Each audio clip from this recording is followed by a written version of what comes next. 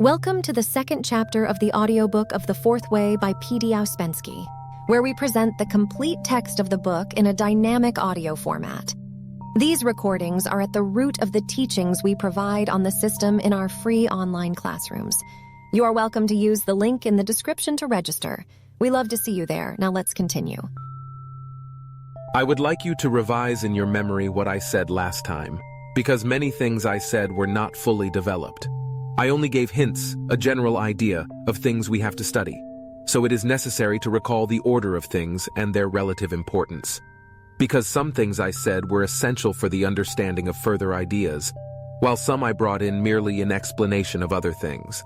But first, I would like to stress again one important point. This system belongs to the class of systems which regard man as an incomplete being and study him from the point of view of his possible development. Ordinary psychology is very far from reality. The man it studies is an imaginary quantity. Man is not what he is supposed to be. We ascribe to ourselves many qualities we do not possess. We are not conscious. If we are not conscious, we cannot have unity, cannot have individuality, cannot have an ego or I. All these things are invented by man to keep the illusion of consciousness. Man can be conscious, but at present he is not. It must be recognized that man lives below his legitimate level. There are also other things man may attain, but now I speak of what belongs to him by right, but what he does not have. This system turns everything we know or ever thought of upside down. It cannot be reconciled with ordinary psychological ideas. We have to decide how we are to see man, as an egg or as a bird. And if we see him as an egg, we must not ascribe to him the properties of a bird. When we see him as an egg, the whole psychology becomes different. All human life becomes the life of embryos, of incomplete beings. And for some, the meaning of life becomes the possibility of passing to another state. It is very important to understand what is a complete being and what is an incomplete being, because if this is not understood from the beginning, it will be difficult to go further. Perhaps an example will help to illustrate what I mean. Let us compare a horse carriage with an airplane. An airplane has many possibilities that an ordinary carriage does not have, but at the same time, an airplane can be used as an ordinary carriage. It would be very clumsy and inconvenient and very expensive, but you can attach 2 horses to it and travel in an airplane by road. Suppose the man who has this airplane does not know that it has an engine and can move by itself. And suppose he learns about the engine, then he can dispense with the horses and use it as a motor car. But it will still be too clumsy. Suppose that the man studies this machine and discovers that it can fly. Certainly, it will have many advantages which he missed when he used the airplane as a carriage. This is what we are doing with ourselves. We use ourselves as a carriage when we could fly. But examples are one thing and facts are another. There is no need for allegories and analogies, for we can speak about facts if we begin to study consciousness in the right way. If we return for a moment to the analogy of an airplane, what is the reason why our airplane cannot fly? Naturally, the first reason is that we do not know the machine, how to work it and how to put it in motion. And the second reason is that as a result of this ignorance, the machine works at a very slow speed. The effect of this slow speed is much greater than if we compare a horse carriage and an airplane. To follow the ideas and methods of the system fully, it is necessary to recognize and agree upon 2 points: the low level of consciousness and the practical absence of will and individuality in man. When these are accepted, it is very useful and necessary to learn the right use of 2 ideas, 2 words, useful and harmful, because it is rather difficult to apply these words to a psychological state and find what is useful in the psychological structure of man and what is harmful in it. But if you regard man from the point of view of his possible development, it becomes clear that what helps his development is useful, and what hinders it is harmful. It is very strange that it is necessary even to explain this, but unfortunately our ordinary thoughts, particularly when it meets with serious problems, do not use this idea. Somehow we lose the understanding of what is useful and harmful. Our thought has acquired many bad habits, and one of them is thinking without purpose. Our thinking has become automatic. We are quite satisfied if we think of and develop possible side issues without having any idea why we are doing it.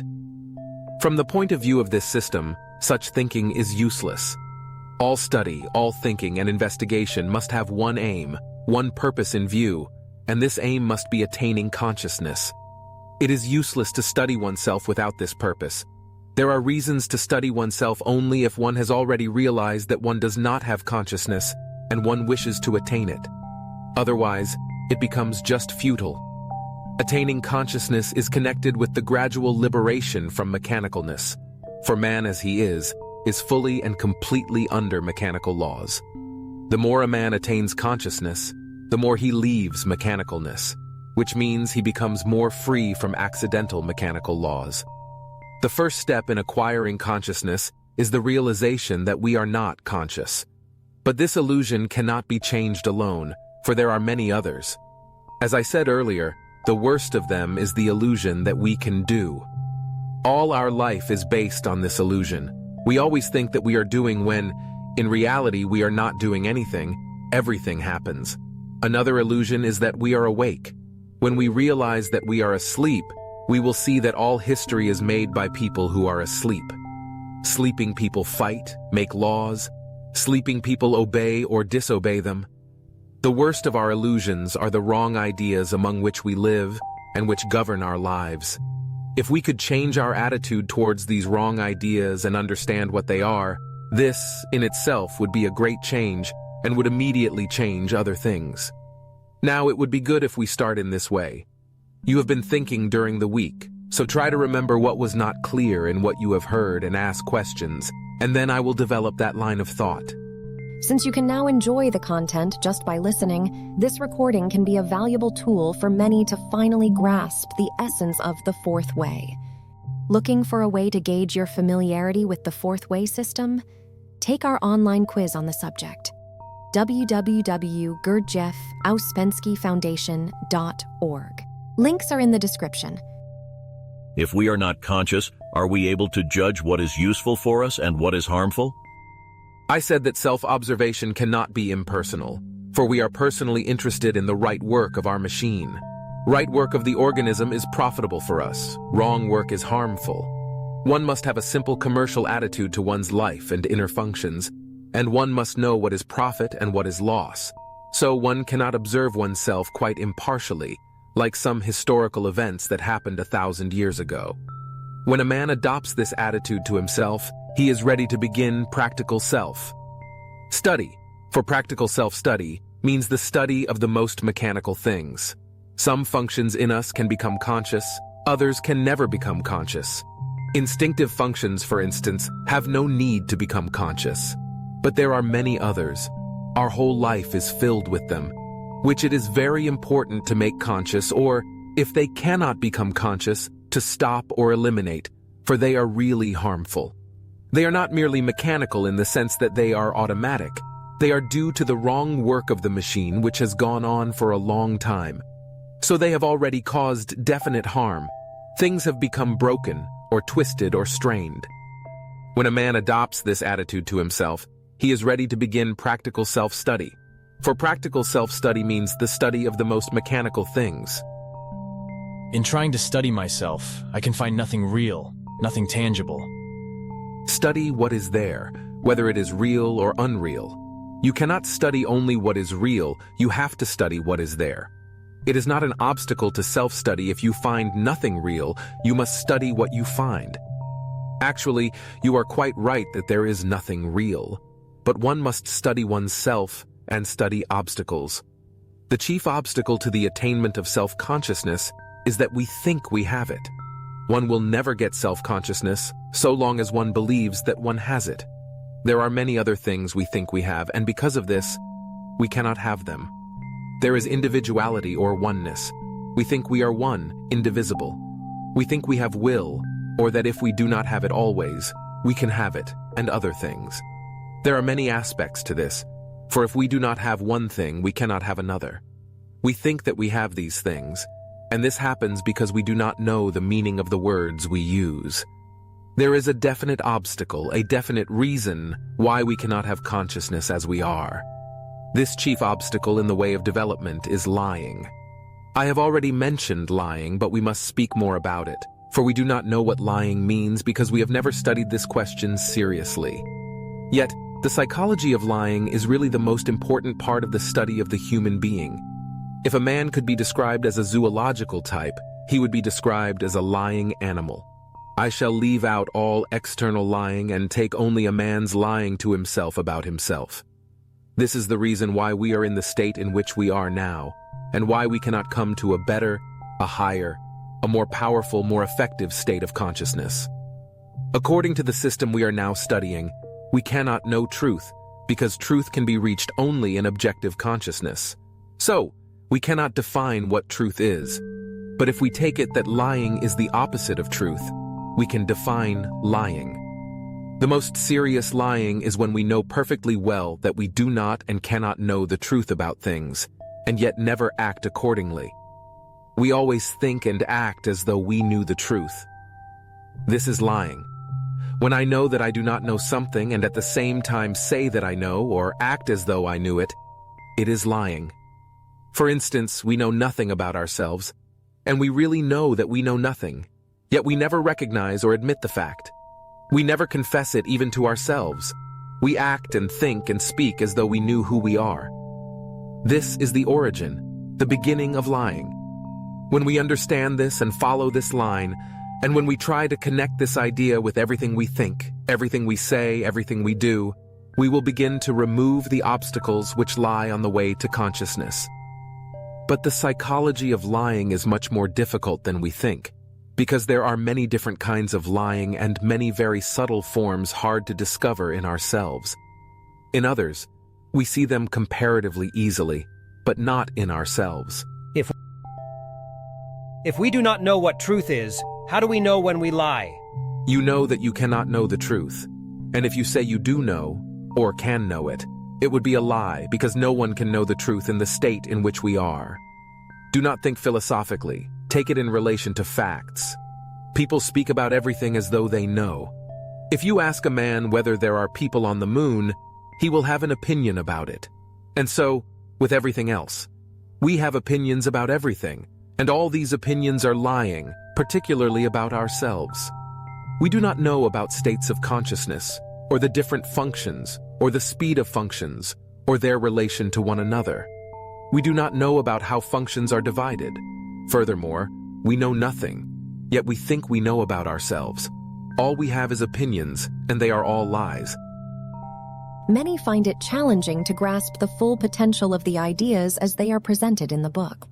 This is entirely in line with Ouspensky's personal view on schools and transferring conscience teachings in general, as he explains in the book. Ready to put your FourthWay knowledge to the test? Take our online quiz to find out on www.gurdjieffouspenskifoundation.org. Links are in the description. If all opinions are lies, should we avoid opinions? You must know their value. The first lie we tell ourselves is when we say I. It is a lie because in saying I, we presume certain things. We presume a certain unity and a certain power. And if I say I today and say I tomorrow, it is supposed to be the same I, when in reality there is no connection between them. We are in this present state because of certain obstacles or certain facts in ourselves, and the most important fact that we do not understand is that we have no right to say I, for it will be a lie. When you begin to observe yourself, you will see that it is really so. There are I's in you which do not know one another and never come into contact. For instance, begin to study your likes and dislikes, and you will see that you can like one thing one moment and like another thing another moment, and the two are so opposed to one another that you will realize at once that those eyes never meet. If you observe your decisions, you will see that one I decides, and another has to carry out the decision, and this one is either unwilling to do it or never heard about it. If you find one thing one does not lie to oneself about, you will be very exceptional. Being surrounded by these lies, born and educated in these lies, we cannot be any different from what we are. We are just the result, the product of this lying. If I try to find truth and find it impossible, should I not have to separate myself from the everyday world? You would then study an artificial being, not a real one. You can study yourself only in the conditions in which you are because you are the result of these conditions. You cannot study yourself apart from your conditions. Isn't there anything common to all eyes? Only one thing, that they are mechanical. To be mechanical means to depend on external circumstances. From what you said, it seems very difficult to study oneself without lying to oneself. No, lying must stop. You must remember the principle. Lies can only produce lies. Only when you know the chief types of lying will you be able, I do not say to struggle with them, but to observe them. Struggle comes later. Many things are necessary in order to struggle with something in ourselves. For a long time, we can only study. When we know the general arrangement and classification of things in ourselves, only then does the possibility come of struggling with something. Such as we are, we cannot change anything because man is a very well-balanced machine. Balanced in the sense that one thing conditions another. Things look disconnected, but in actual fact they are connected, because many other things balance each thing. Would you mind expounding what you mean by machine? Machines cannot have potentialities. They cannot have a hope of getting consciousness. Analogies cannot be complete because they cannot be carried on indefinitely. This too is a limitation of our mind, or if you like, a limitation of our consciousness. So the comparison with a machine cannot be carried on in every direction. But man is a machine in quite a real, quite a definite sense. He cannot produce any action from himself. He is only a transmitting station, nothing more, and as such he is a machine. If a man could have an idea or could do something without external causes acting for him, then he would not be a machine, or would not be completely a machine. As he is completely a machine, particularly in the state of consciousness in which we are. And the fact that we believe ourselves to be in quite a different state makes us even more mechanical. Our machine is not even working rightly, so if a man wants to create favorable conditions for the possibility of inner growth which is in him, he must first become a normal machine, because as he is not a normal machine. When we hear about mechanicalness, we often think that although man is a machine, not all his functions are equally mechanical, nor are all human activities equally mechanical. Everybody finds something that he thinks less mechanical, according to his views or tastes. In reality, all human activities are equally mechanical. There is no difference from this point of view between scrubbing floors and writing poetry. Generally speaking, it must be understood that a complete revaluation of all values from the point of view of their usefulness is necessary. Without revaluation, we can never move from the point at which we are. We have many wrong values. We have to be brave and start on this revaluation. I understand that we have to create an I out of nothing. What creates I? First, self-knowledge. There is a very good Eastern allegory which deals with the creation of I. Man is compared to a house full of servants, without master or steward to look after them. So, the servants do what they like. None of them does his own work. The house is in a state of complete chaos, because all the servants try to do someone else's work, which they are not competent to do. The cook works in the stables, the coachman in the kitchen, and so on. The only possibility for things to improve is if a certain number of servants decide to elect one of themselves as a deputy steward, and in this way make him control the other servants. He can do only one thing. He puts each servant where he belongs, and so they begin to do their right work. When this is done, there is the possibility of the real steward coming to replace the deputy steward and to prepare the house for the master. We do not know what the real steward means or what the master means, but we can take it that the house full of servants and the possibility of a deputy steward describes our situation. This allegory helps us to understand the beginning of the possibility of creating a permanent I. From the point of view of self-study and of work to attain one I, we must understand the process by which we may come from this plurality to oneness. It is a complicated process and has different stages. Between the present state of plurality of I's and the one controlling I we wish to attain, there are certain stages of development which must be studied. But first, we must understand that there are certain formations in us, without knowing which we cannot understand how we eventually come from our present state to the state of one I, if it is possible for us.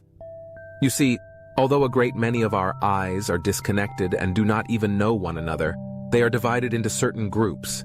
This does not mean that they are divided consciously. They are divided by the circumstances of life. These groups of I's manifest themselves as roles that a man plays in his life.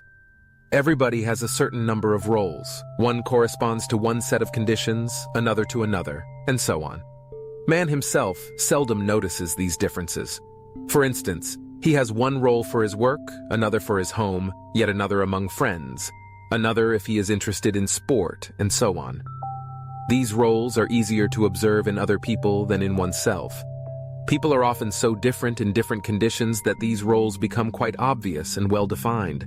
But sometimes they are better hidden or even played only inside without any external manifestations. All people, whether they know it or not, whether they wish it or not, have certain roles which they play. This acting is unconscious. If it could be conscious, it would be quite different. But one never notices how one passes from one role to another. Or if one notices it, one persuades oneself that one is doing it on purpose, that it is a conscious action. In reality, the change is always controlled by circumstances. It cannot be controlled by man himself, because he himself does not exist yet. Sometimes there are definite contradictions between one and another role. In one role, one says one thing, has certain definite views and convictions. Then one passes into another role and has absolutely different convictions and says absolutely different things without noticing it, or else thinking that one does it on purpose. There are very definite causes which prevent man from seeing the difference between one role or mask and another. These causes are certain artificial formations called buffers. Buffer is a very good name for these appliances. Buffers between railway carriages prevent clashing, diminish the shock. It is the same with buffers between different roles and different groups of I's or personalities. People can live with different personalities without them clashing, and if these personalities have no external manifestation, they exist internally all the same. It is very useful to try to find what buffers are. Try to find how one lies to oneself with the help of buffers. Suppose one says, "I never argue." Then, if one really has a good conviction that one never argues, one can argue as much as one likes and never notice it. This is the result of a buffer. If one has a certain number of good buffers, one is quite safe from unpleasant contradictions. Buffers are quite mechanical. A buffer is like a wooden thing. It does not adapt, but it plays its part very well. It prevents one seeing contradictions. How are roles created? Roles are not created. They are not conscious. They are adaptations to circumstances. Is it difficult to stop playing a role? It is not a question of stopping, it is a question of not identifying. Can some roles be good? We speak only about consciousness and mechanicalness. If a role is mechanical, we must observe it and not identify with it. The most difficult thing is to act yourself consciously. We start consciously, and then we usually identify. The text has many dimensions, which may stay hidden on a first or second read. That is why we strongly encourage our students to revisit these recordings frequently, as they will reveal new meanings as your understanding deepens. Listen to this audiobook, sponsored by Gurdjieff Ouspensky Foundation.org, and visit our website for a variety of online and live events. Subscribe to our YouTube channel, The Fourth Way of Philosophy, for more insights. You said that one could not change any of one's eyes because man was so well-balanced a machine that to upset this balance would be harmful? Yes, but I meant someone trying to change by himself without knowledge, without plan or system. But if you work on a plan such as this system, it is different. That is why you are advised to do certain things which cannot produce any harmful effects. This system is the result of experience. Besides, in the actual stopping of the expression of unpleasant emotions, or stopping imagination and things of this kind, very little can be done at first. It is more for self-observation. You think that if you decide to do a thing, you can really achieve it, but it is not so. Things go on automatically, mechanically, and you do not notice it. But if you start to oppose them, you begin to notice them. So it is more for observation than for any results. It is not so easy to get results. If you are going to stop imagination, mustn't you have some point on which to fix your mind? We always have enough points on which to fix our mind. The question is, can we fix it? We have the power of observation, but we cannot keep our mind on what we want to. The situation is like this. We teach this self-study from different sides. If we do a little at one point and a little at another point and a little at a third point, together they will produce some effect and make it easier to do something on a fourth point. We cannot do first one thing and then another. We have to start from all sides. As to struggle with imagination, it is suggested that just as a struggle, it does not mean that we can stop it. Much more energy than we possess is needed to stop imagination. We can only attempt to stop it. We can do nothing. We can only try. We can only begin something, and if we begin many things at once, we will get some results. With this system, it is possible to start from many sides, and then results will appear. Want to see how well you understand the FourthWay system? Take our online quiz to find out on www.gurdjieffouspenskifoundation.org. Links are in the description. When I try to remember myself, I cannot think or do anything else. It shows how difficult it is. In the beginning, at the first attempts you make to be aware of yourself, you have to use practically all your mental powers so that nothing remains. But it does not mean that it will always be like that. It is not real self-remembering. You only study how to do it. You will find later on that consciousness can exist without thought, that consciousness is something different from thought. You use thought just to give a push, and then it begins to move in this direction, and you become conscious without thought. Then you can think about anything you like. But in the beginning, you certainly have to use this mental energy because it is the only controllable energy you have except movements. But you cannot make yourself conscious by turning a wheel or running, so you have to use thinking energy at first. It does not mean that you will always have to do it. You open a door. Why is this system not widely known and popular? It cannot be because of its negative character. We study the way not of acquiring, but of losing. If one could acquire things at once, the system would be popular, but nothing can be promised. It is difficult to expect people to like this, for no one likes to lose illusions. People want positive things without realizing what is possible. They want to know straight away what they can attain. But first, they must lose many things. The ideas of this system can never be popular so long as they are not distorted, because people will not agree that they are asleep, that they are machines.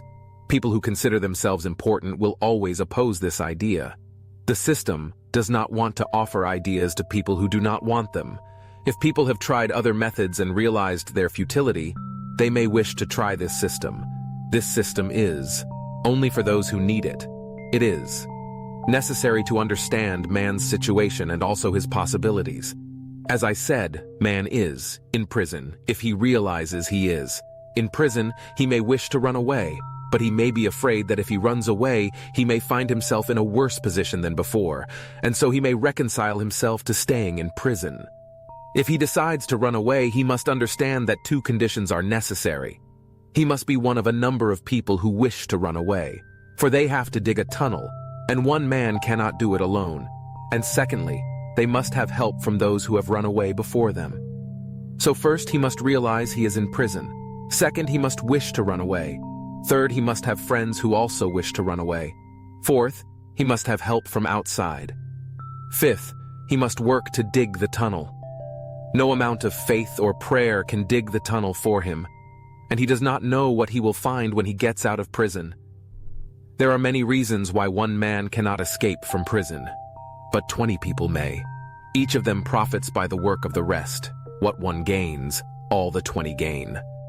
Do we progress by the process of elimination rather than construction? There are two processes. First, there is the process of elimination.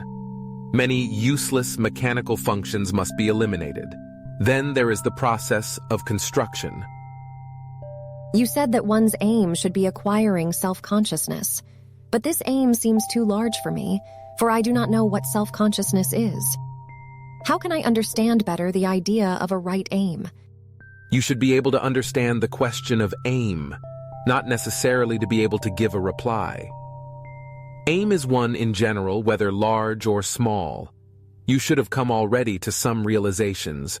Through your trying to study yourself, and on the basis of these realizations, you may be able to formulate your aim. Let us take it in this form. Can we say that our aim is freedom? That we want to be free? And can we say that we are not free now? This is sufficient for a general formulation. If we start with this formulation, we shall always be able to see where we are. We shall be able to see how far we are not free, in what we are becoming more free. This idea of absence of freedom must be studied individually by every person. In other words, everybody must be able to see in what way he is not free. It is not enough to remember the words, "I am not free." It is necessary to know it definitely. One must realize that at every moment of one's life, one decides to do one thing and does another, that one wishes to go to one place, and in reality is going to another place, and so on. Again, this must not be taken literally, but everyone must find his own form of lack of freedom, peculiar to him. When everybody realizes that, it will be easy to speak about it. Everybody will then understand that he is a slave and will see what it is that really governs and controls him. Then it will be simple to understand that the aim is freedom. But as long as it is merely theoretical, it will serve no useful purpose. It will serve our purpose of understanding what we want only if we realize this slavery individually, in our own life, through our own practical experience. Each one of us must find in what he is not free. He wants to know, and he cannot know. Either he has no time or perhaps he has no preparatory knowledge. He wants to be, he wants to remember himself, he wants to do in a certain way, but things happen differently, not as he wants it. When he realizes this, he will see that the aim is freedom, and to be free, one must be conscious. But freedom for a few only, not for the world. You can think only of yourself. You cannot give me freedom, so what is the use of thinking about me? But perhaps you can help another person to find something that will help him to become free. But only when you get something yourself, only when you yourself have become more free. This audio presentation aims to promote the work of Gurdjieff and Ouspensky and serves as the basis for our online classrooms. Eager to evaluate your comprehension of the FourthWay system, try out our quiz on our website, www.gurdjieffouspenskifoundation.org. Links are in the description. How can a man ever be free? Man is so weak and there are so many forces against him. He can be more free than he is now, more free relative to his present state. Look at it. From the personal point of view, not philosophically. Then you will see that one can be more free or less free, because there are different moments in your life. At certain moments you are less free. At other moments, you are more free. When you sleep at night, you are less free than in daytime. And if a fire happens when you are asleep, you will die because you will not be able to get out. So in daytime, you are more free. Things must be taken simply, not philosophically. Certainly, if we begin to think philosophically that there is no such thing as freedom, then there is nothing left but to die. Is it possible to determine the influences in life that destroy our freedom more than anything else? The influences that increase our slavery are our illusions, and particularly the illusion that we are free. We imagine that we are free, and this makes us 10 times more slaves. This is the chief influence with which we can struggle. There are many other influences which have to be struggled with, but this is the beginning, this is the first. Our illusions about our position, about our freedom. So first of all, it is necessary to sacrifice this illusion of freedom which we think we have. If we try to sacrifice this illusion, perhaps we shall come to the possibility of actually being more free. What meaning have ordinary values like bravery, unselfishness, and cheerfulness from the point of view of the system? Sometimes they have a very good meaning, sometimes no meaning at all. You cannot expect a permanent meaning in such values because ordinary views always assume words to have a permanent meaning, whereas they cannot have one. Has this system anything to say about the idea of sin? Sin, in a general definition, is everything that is unnecessary. But we must modify this definition. Sin is always the result of weakness. If I have to go somewhere and promise to be there at 12:30, and I know that if I walk fast I shall be there in time, but instead I stop on the way to look at shop windows, This would be a sin against my promise to be there at 12:30. Everything must be taken from the point of view of aim or decision, in relation to the thing you set out to do at a given moment. If you have an aim in connection with the work, then everything you do against your own work is sin. It is not a sin if you have no aim. It is not a sin to stop at shop windows, but if you have to be somewhere at a certain time and stopping will make you late, then it is a sin. We can understand sin and crime when we understand them in relation to the work. Then we can take a slightly larger view and think of the people who are just coming into the work, and then of those who may come, and so on. It is necessary to approach this problem thinking in concentric circles and begin with people who are in the work or who think themselves in the work. Then everything they do against their own understanding of the work will certainly be sin, because they deceive themselves. And what they do against other people in the work, either by suggestion or example, is sin, because their aim is to help and not to hinder. So it is possible to understand sin only in relation to the work first, and then, later, to see it outside the work. What did you mean by saying that sin is the result of weakness? You see, if the work requirements grow, many things gradually become more difficult. One takes certain decisions, and one of the first is to make efforts, to go against the ordinary way, which is always to avoid efforts, and to make things as easy as possible.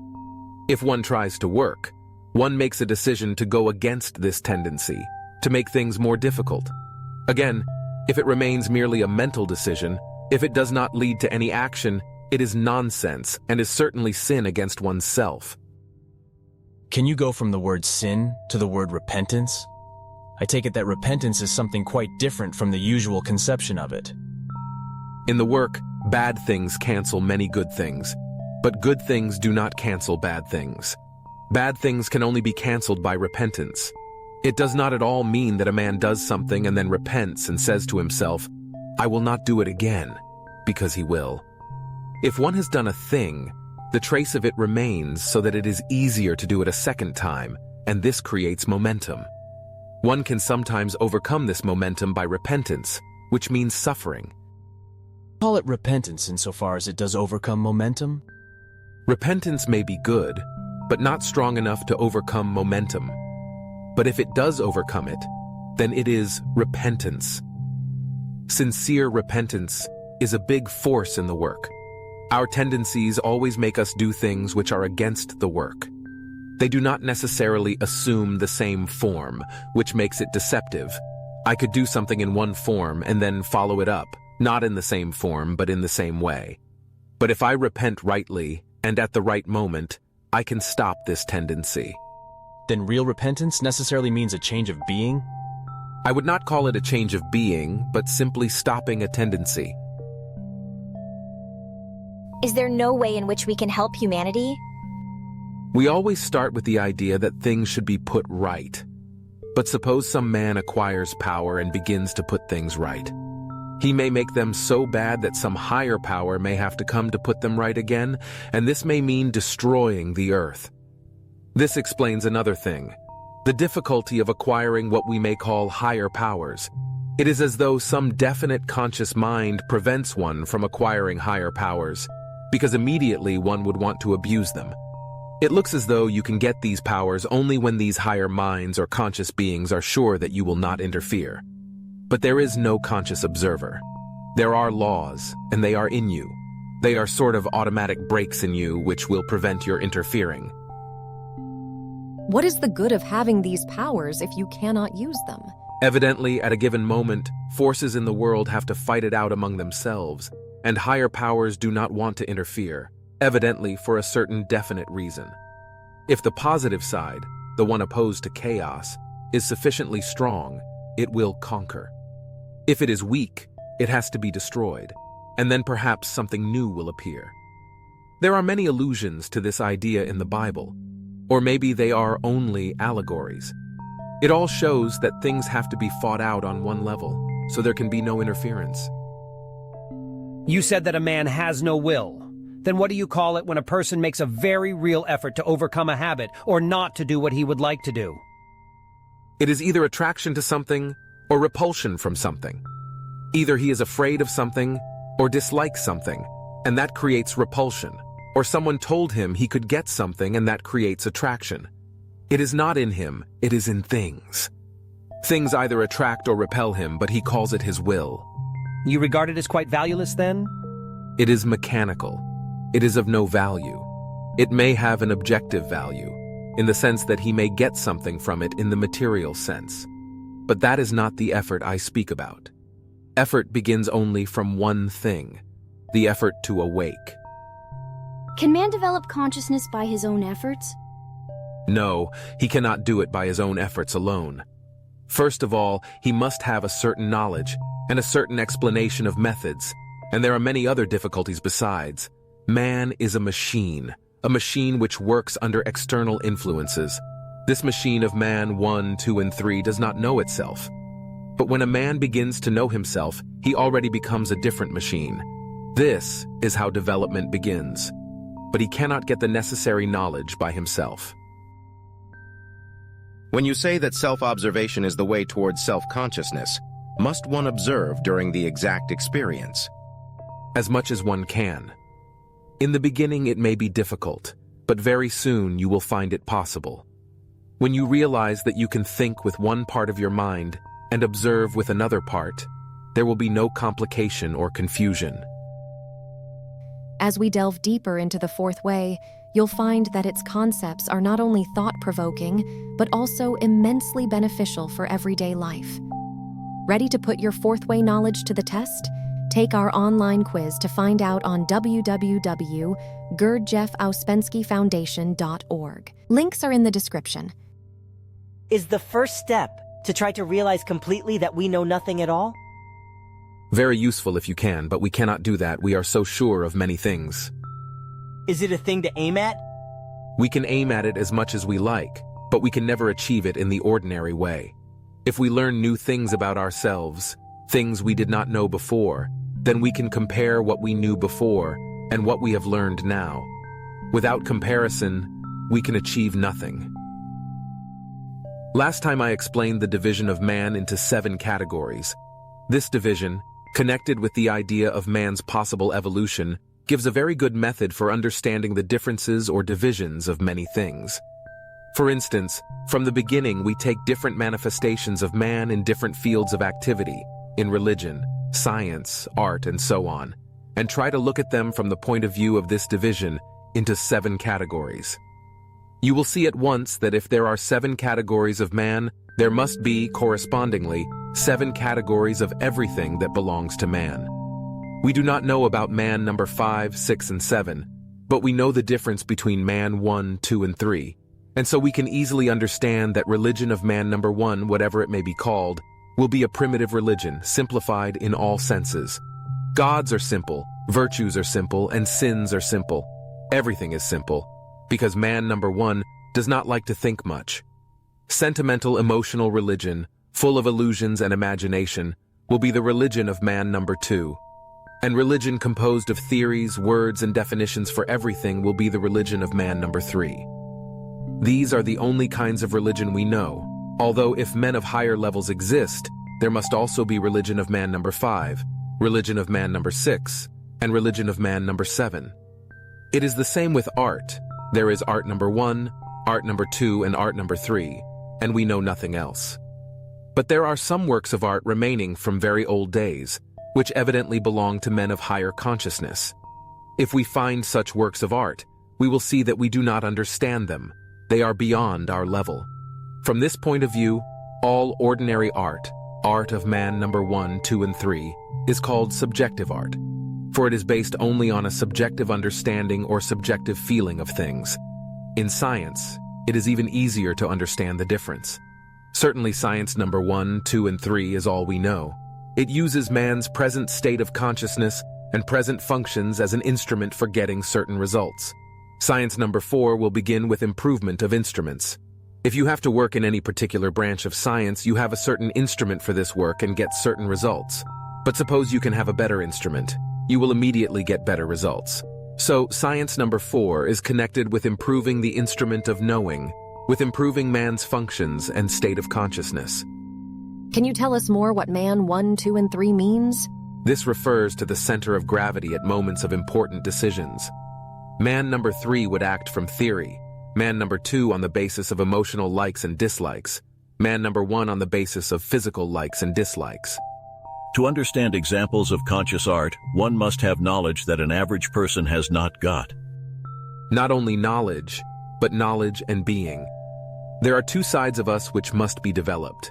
In speaking about knowledge and being, it is necessary to start from the beginning. Try to think how you look at it yourself. What your attitude to those two ideas was before you met this system. We are all in the same position. We want knowledge, but we do not realize that there are obstacles in ourselves that prevent us from acquiring this knowledge. I will start with myself. Before I met the system, I read a great deal and made many experiments. From these experiments, I got interesting states, understood several laws, and I naturally wanted a continuation of these states. But I saw that for this, more knowledge was necessary. Then I met this system. In the system, particular stress was laid on being. According to this system, no more knowledge is possible until one's being is changed. Soon after we heard about knowledge and being, our groups divided into two camps. The first camp thought that the whole thing was change of being, that with change of being we would get more from the knowledge we already have. The second camp, to which I believe I alone belonged, said that even in our present state of being, we can get much more knowledge than we have, that we are not so saturated with knowledge that we cannot absorb more. Later I understood that both are necessary. Take an example of two men. One knows the 4 rules of arithmetic, the other does not. Naturally, the first will be in a better position, although their level of being is the same. The more a man knows about mathematics, the better is his position in a certain profession. So, knowledge can increase even with the same being, and he may know more not only in mathematics, he may know many other things, have more psychological knowledge. On the other hand, you notice that you give 2 people knowledge, I am speaking of psychological knowledge, and one gets it, while the other cannot. Evidently, his being is not prepared. So people are not in the same position in this respect. The relationship of knowledge and being is a very big question. I want you to think about it and follow what I have just said. Try to find your own examples. Knowledge can lead very far. The question is, can one take it? Can one absorb it? One kind of knowledge we can get, another kind we cannot, so we cannot speak in general about it. For instance, take psychological knowledge. Such as we can learn very much, and certain things can become much dearer. But every moment a man's knowledge depends on his being. This is what we do not understand. A man can get only as much knowledge as his being allows, otherwise his knowledge will be just words. If knowledge is given to several people, one of them gets it, others do not. Why? Evidently because their being is different. The lively and interactive nature of the lectures in the Fourth Way makes it an exceptionally engaging read, as readers are invited to explore these profound ideas alongside Ouspensky and his audience. This audiobook, sponsored by Gurdjieff-Ouspensky-Foundation.org, invites you to visit our site for exciting online event details. Subscribe to The Fourth Way of Philosophy on YouTube for weekly updates. I do not understand clearly what being is. It is you, what you are. The more you know yourself, the more you know your being. If you have never learned that you have being, the being of all people will be the same to you. Someone who has never heard of self-remembering, if you ask him, will say that he can remember himself. This is one being. Another knows he does not remember himself. This is a different being. A third is beginning to remember himself. This is a third being. This is how it must be taken. We understand the difference of objects, but in ordinary thinking we do not understand the difference of being. What do we learn in this system? First, that we are not one, that we have many eyes, that there is no central I in control. This is the state of our being. The result is mechanicalness. We are machines. If we manage to be less mechanical, less divided in ourselves, if we manage to have more control of ourselves, it will mean that our being has changed.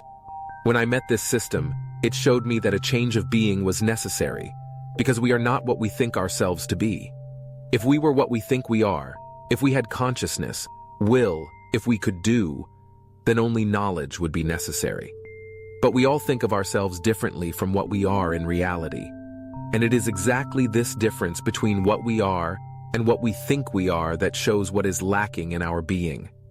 So two things are necessary: change of knowledge and change of being. But we are constantly changing. No, we are in one room, running from one corner to another, not changing. In one corner, we think we are one thing. In another, we think we are different. We cannot change just because we have gone from one corner to another. What looks like change is change through imitation, change of conditions, likes and dislikes. This state of consciousness in which we are now always moves up and down. Down means that we are nearer to sleep. Up means that we are nearer to the possibility of awakening. We are never in exactly the same state, but these small changes only mean marking time on the same spot. So you see, evolution of man is quite possible, but it is possible only by changing knowledge and changing being. And changing being means acquiring consciousness. It cannot come by itself. It cannot happen. Does one acquire knowledge of oneself through self-observation? Self-observation is connected with certain definite practices. If you just start observing how things happen, you will miss many things. But if you try to struggle against some of the things you see, for instance against small habits, you will at once begin to see many things which ordinarily you do not notice. Everyone has many small habits. Habits of walking, habits of moving their hands, habits of sitting, standing, speaking in a certain way. This struggle is not for any particular results, but merely for self-observation. Perhaps later you will find that you have to get rid of certain habits, but at present, this struggle should be merely for self-study. At the same time, if we want to develop consciousness and improve our functions, almost from the very beginning of self-observation, we are advised to try to stop some of our functions, which are not only useless, but definitely harmful. For instance, in observing yourself, particularly in observing the emotional function, try to stop as much as possible all expression of negative emotions. Many people's lives practically consist of that. They express negative emotions at every possible moment, on any occasion, whether suitable or unsuitable. They can always find something wrong in everything. The chief tendency of man 1, 2, and 3 is to express immediately all his negative emotions. If he makes an effort to stop this expression, it gives him material for observation, and he sees himself from quite a different angle. If he makes serious efforts in this direction, very soon he will become convinced that he has no will, because it is a most difficult thing to stop this expression of negative emotions. At the same time, it is necessary. Another useless function is talk. We talk too much. We talk and talk and talk, and we never really notice it. Generally, we think we talk very little, much too little, but particularly those people who talk most think that they never talk. This is a very useful subject for watching. You will see how your day passes, how many mechanical things you say in certain conditions, how many other mechanical things in other conditions. Or you will notice that you just talk and talk because it gives you pleasure or fills your time. It is necessary to watch it and stop at least some of this unnecessary talk. Talk, imagination, lying, and expressing negative emotions are in fact our chief functions. Now, if you want to ask me anything, I will try to explain. We must try not only to study these ideas in the form in which they are given, but also to apply them in connection with different problems. They give good keys for the solution of many of them. When you speak about lying, are you referring to what we say or to our thoughts too? At present, it is quite enough to take only what we say. Later, we shall have to study our thoughts too. That would be lying to ourselves. It is the same thing, but we have to begin with the actual things we say, and in the beginning, lying will need a certain effort to verify. It is always speaking about things we do not know. We do not call it lying. That is our escape. We give it some good name, and then we can accept it. I should like to know more exactly what is meant by being. I understood it as something more permanent as opposed to a sort of shirting collection of eyes. Do not make it too complicated. All of you is your being. Knowledge is separate. You can visualize separately all that you know, but all that you are, apart from what you know, is your being. In this division, you consist of two things: what you know and what you are. From the point of view of development, The idea is that work on knowledge without work on being is not sufficient. Knowledge is limited by being. In the state in which you are, if you get more knowledge, you will not be able to use it, to understand it, to connect it. Development of knowledge is not sufficient, for at a certain moment it has to stop. And instead of leading you forward, it will lead you backwards. Because if your acquiring of knowledge is not followed by change of being, all your knowledge will become distorted in you. Then the more knowledge you acquire, the worse off you will be. Incorporating the fourth way into your life can be a transformative experience. The depth of its wisdom is truly captivating. If you're up for the challenge, why not test your knowledge of the fourth way system with the free online quiz on our website? Go to www.gurdjieffoundation.org. Links are in the description. What part does being play in the attainment of knowledge? Being is your state. In one state you can acquire certain knowledge, but if another state develops, you can acquire more knowledge. If you are divided into different I's all contradicting one another, it is very difficult to acquire knowledge because each part will acquire it by itself and understand it by itself. So you will not have much understanding. If you become one, then certainly it would be easier to acquire knowledge, to remember it and understand it. Being means state, inner conditions altogether, not separate. Doesn't our being grow with knowledge? No, being cannot grow by itself. Knowledge, even very good knowledge, cannot make being grow. You have to work on knowledge and being separately, otherwise you will cease to understand the knowledge you acquire. Work on being is different work. A different effort is necessary. Generally speaking, we know more about our knowledge than we know about our being. We know how little we know about ourselves. We know how, at every moment, we make mistakes about everything. We know how we cannot foresee things, how we cannot understand people, how we cannot understand things. We know all that and realize that it is all the result of our insufficient knowledge. But we do not understand the difference between people's being. It is useful to take a piece of paper and write down what constitutes our being.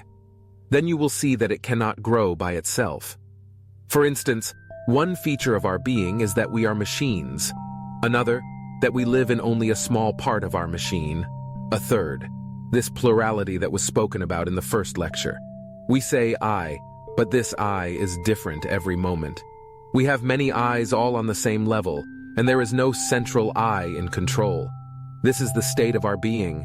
We are never one and never the same. If you write down all these features, you will see what would constitute a change of being and what can be changed. In each particular feature, there is something that can change, and a little change in one feature means also a change in another. The more you know yourself, the more you know your being. If you do not know yourself, you do not know your being. And if you remain at the same level of being, you cannot get more knowledge. On what does the difference in level among ordinary sleeping people depend? On reliability. There are more reliable people and less reliable people. This is also true in the work. Unreliable people cannot get much. Do we all start on the same level? More or less, but there are variations. The chief thing is reliability. How does one develop one's being? All that you have learned, all that you have heard about the possibility of development, all refers to being. First of all, development of being means awakening, since the chief feature of our being is that we are asleep. By trying to awake, we change our being. This is the first point. Then there are many other things: creating unity, not expressing negative emotions, observation, study of negative emotions, trying not to identify, trying to avoid useless talk. All this is work on being. It is true that in this way you acquire certain knowledge, but if it is simply intellectual knowledge, it is put separately. Being is power, power to do, and power to do is power to be different. I do not understand this distinction of knowledge and being working together. It seems that in self-study, they are so mixed that it is hard to see which is which. Yes, but at the same time, it is possible. We know what knowledge means.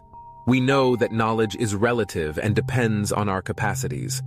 Actually, we can acquire a sufficient amount of knowledge to start with in our present state.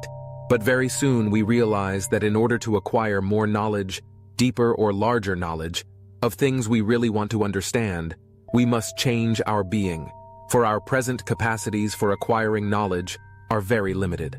So even from the point of view of acquiring knowledge, we come to the necessity of changing being, otherwise we will only have words and will not know what they mean. Have the ideas of the system any value from the point of view of change of being? Ideas by themselves cannot produce change of being. Your effort must go in the right direction, and one thing must correspond to another. You make an effort on one line, and you must make an effort on the other line. You can change nothing without a system. Even with a system, it is difficult. Enjoy this audiobook, courtesy of Gurdjieff Ouspensky Foundation.org, and explore our website for exclusive online content and workshops. Subscribe to The Fourth Way of Philosophy on YouTube for regular updates. What is meant by work? Work, in the sense we use this word in the system, means work for acquiring knowledge and for the study of change of being. You have to have some clear objective and work for it. So work includes acquiring knowledge and self-control in order to reach your objective. Why has nature made man incomplete, left him halfway? It is a good question only as long as you do not understand what a man can acquire. When you do, you will realize that those things can only be acquired by man's own efforts. What can be developed in man is consciousness and will, and they can be developed only if man realizes that he does not possess them. When he realizes that, he will see that they can only be got, not given. Man is created in the only way he can be created. All that can be given is given. No more can be given. Otherwise, it would be the same as taking a man from the street and making him a general. He would not know what to do. This is a subject for discussion. We cannot be given those qualities. We must earn or buy them. This is the only way to acquire them. Real knowledge, objective knowledge, is knowledge which comes from higher mind. Such knowledge shows us how to study man, how to study the universe, and also how to study the one in relation to the other. With objective knowledge, it is possible to know the real world by making use of the principles of relativity and scale, and by knowing the two fundamental laws of the universe, the law of 3 and the law of 7. The approach to objective knowledge is through the study of objective language. You remember I said that the study of this system begins with the study of a new language, and I gave you several examples: centers, division of man into number 1, 2, 3, 4, 5, and so on, identifying, considering, self-remembering. These are all expressions of this language.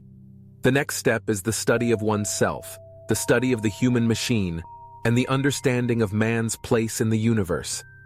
This knowledge of oneself is both an aim and a means. But as I said, if a man wants to develop, knowledge alone is not sufficient. He must also work to change his being. Only change of being is so difficult that it would be almost impossible if knowledge were not there to help him. So knowledge and being must grow side by side, though the one is quite separate from the other. Neither knowledge nor being separately can give right understanding, because understanding is the resultant of a simultaneous growth of knowledge and being. Growth of knowledge means a transition from the particular to the general, from details to the whole, from the illusory to the real. Ordinary knowledge is always a knowledge of details without knowledge of the whole, a knowledge of leaves, or the veins and serrations of the leaves, without knowing the tree. Real knowledge not only shows a given detail, but the place, the function, and the meaning of this detail in relation to the whole. If knowledge exists on different levels, then we can only have the knowledge belonging to our level. Quite right. But if we had all the knowledge that we could get on our level would change. The point is, we do not have all the knowledge possible to us on our level. We have too little. Is knowledge only given in direct connection with the work? From the very beginning, you are given certain ideas and told certain things about the human machine. For instance, about the 4 functions, about different states of consciousness, about the fact that we live in a state which goes up and down, sometimes nearer to self-consciousness, sometimes nearer to sleep. When you heard this, you were also told to prove it for yourselves. If you only hear about these things or read about them, they remain merely words. But when you begin to verify them for yourselves, when you understand each function in yourselves and find out your own feelings and sensations connected with each of them, then it becomes knowledge. Being is something quite separate. You can make all possible efforts in your present state, yet you will feel that there is more to be got out of your knowledge, but your being is not adequate. So it is necessary to work on being, make it stronger, more definite. Then from the same words you will be able to extract more knowledge. If understanding is the resultant of knowledge and being, I cannot see how they combine. Any moment you understand something, your understanding is a combination of your knowledge and your being. Understanding is the result of experience, a certain experience in being and a certain experience in knowledge. It is still not clear to me what you mean by being and state of being. Instead of looking for definitions, try to find illustrations. The being of a man is all that he is. Many things enter into being. You can be more conscious or more asleep, more divided or more whole, more interested in some things and less interested in other things. You can lie more or lie less. Dislike lying or lie without any embarrassment. Be more consistent or less consistent. Have a feeling of mechanicalness or not. You may have no great conflicts in yourself, or you may consist of conflicts, have comparatively few negative emotions, or be immersed in negative emotions. Generally, a state of being means a greater or lesser constructiveness of actions. When one thing contradicts another too much, it means a weak being. We do not realize that if a man is very inconsistent, it makes his knowledge unreliable. Development of one line only, either knowledge or being, gives very bad results. Being includes all your power to do. Knowledge is only auxiliary, it can help. But in order to change our being, and this is where knowledge comes in, we must first realize and understand our present state. As we begin to understand the state of our being, we begin to learn what to do with ourselves. What did you mean when you said that development of either knowledge or being alone gives bad results? It may help if I tell you how I first heard about it. If knowledge develops beyond being, the result will be a weak yogi, a man who knows everything and can do nothing. If being develops beyond knowledge, the result is a stupid saint, a man who can do everything and does not know what to do. If you compare this system with others, you will find that it is precisely in the importance it gives to this idea of being that it differs from other systems, philosophical and otherwise. Other systems are concerned with knowledge or conduct. They assume that, such as we are, we can know more or behave differently. In religious systems, faith and conduct are generally regarded as being voluntary. One can be good or bad, it is arbitrary. But this system has the idea of different levels of being. On our present level of being, there is one knowledge, one conduct, one faith, all determined by being. But first comes knowledge, how little we know. You begin to study yourselves. You realize that you are machines, but that you can become conscious. The machine starts on a certain level of being. All it can or cannot do is dependent upon this level. Try to understand what is meant by being, levels of being, change of being. This system says that everything, forces, energies, different kinds of activity, they all depend on the level of being. We cannot know more because of our level of being. At the same time, the slightest difference in the level of being opens up new possibilities for knowledge and for doing. All our powers are determined by our level of being. Take the opportunity to assess your grasp of FourthWay concepts by completing a free online quiz on our site, www.gurdjieffouspenskifoundation.org. Links are in the description. I understood we were all on the same level? Yes, in comparison with man number 4. But there are people who are further away from the level of man number 4 and others who are nearer to it. As in everything else, there are degrees. There is a big distance between the two levels, but there are intermediate states. It is the same in ourselves. Each of us can be different at different moments. There is a slight difference between people, but it is not enough to measure being. All normal people are born on the same level and have the same possibilities. No one can be born higher than the ordinary level. We cannot attain anything without special training. The slight differences between people are differences in functions, but the real difference of being is a difference in state of consciousness. The difference in functions is a one-sided difference. Could you please explain more about the degrees that exist between us and man number 4? I want to understand. This is a right question, and you can understand it by observing other people and yourself. There are men number 1, 2, and 3 who are not at all interested in the possibility of development, or in acquiring knowledge, or in anything like that. Then there are those who have the possibility of a certain understanding, but it moves from one thing to another. It is not a directed interest. Then there may be directed interest, the beginning of magnetic center, meeting with influence C, and so on. So man number 1, 2, and 3 can be very different. He may be nearer to possibilities of development, further from these possibilities, or even without any possibilities. How can one understand other people's knowledge unless one is on the same level?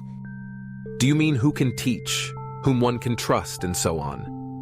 On the level where we are, we can judge about people's knowledge, but not about their being. We can see without mistake who knows more.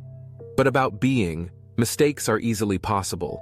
Suppose you meet someone who knows more than you do, but you suspect that his being is lower.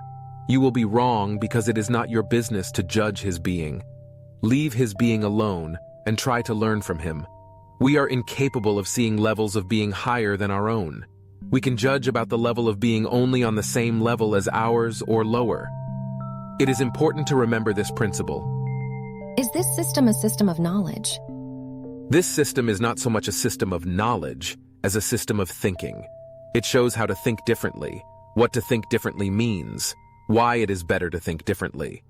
To think differently means to think in different categories. One thing is in our way. We do not know what it means to know. We must try to understand what to know means. This will help us to understand what it means to think in new categories.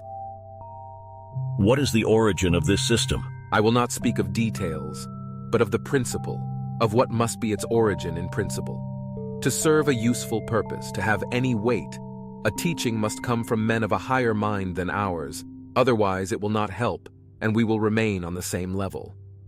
If a teaching comes from a higher level, we can expect something.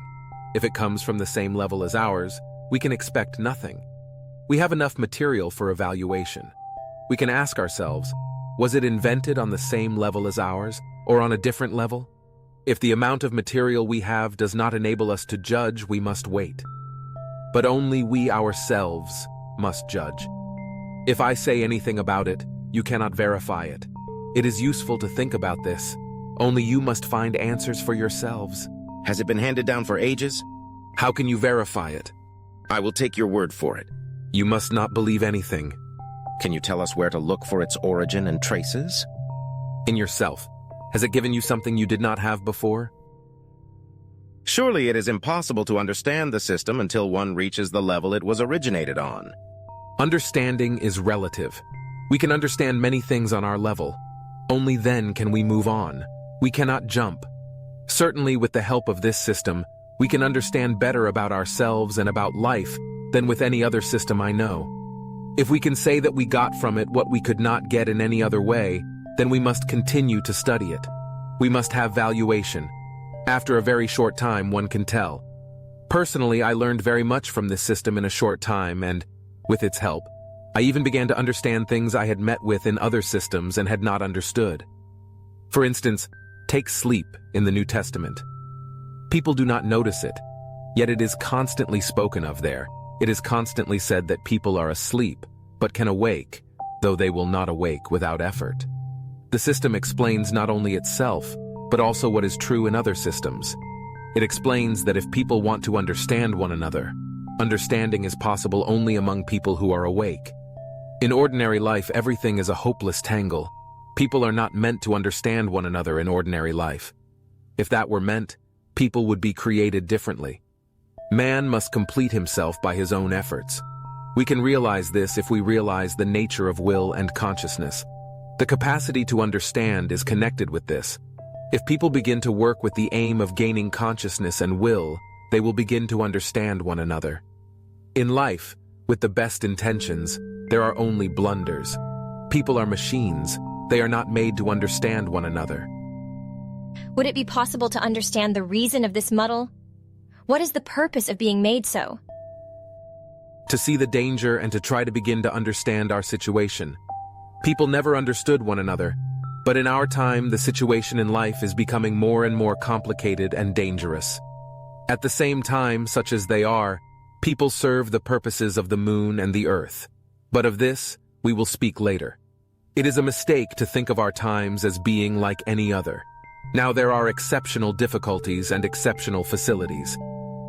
The difficulties are likely to increase with time?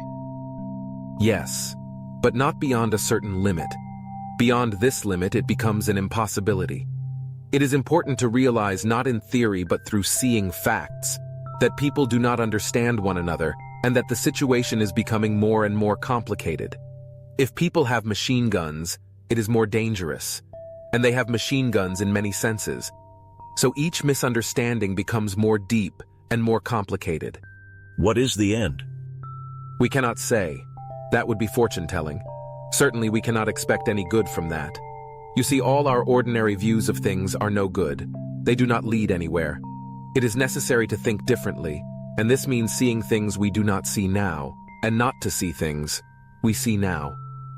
And this last is perhaps the most difficult, because we are accustomed to seeing certain things. It is a great sacrifice not to see the things we are accustomed to seeing. We are accustomed to thinking that we live in a more or less comfortable world. Certainly there are unpleasant things, such as wars and revolutions, but on the whole it is a comfortable and well-meaning world. It is most difficult to get rid of this idea of a well-meaning world. And then we must understand that we do not see things themselves at all. We see, like in Plato's Allegory of the cave, only the reflections of things, so that what we see has lost all reality. We must realize how often we are governed and controlled not by the things themselves, but by our ideas of things, our views of things, our picture of things. This is the most interesting thing.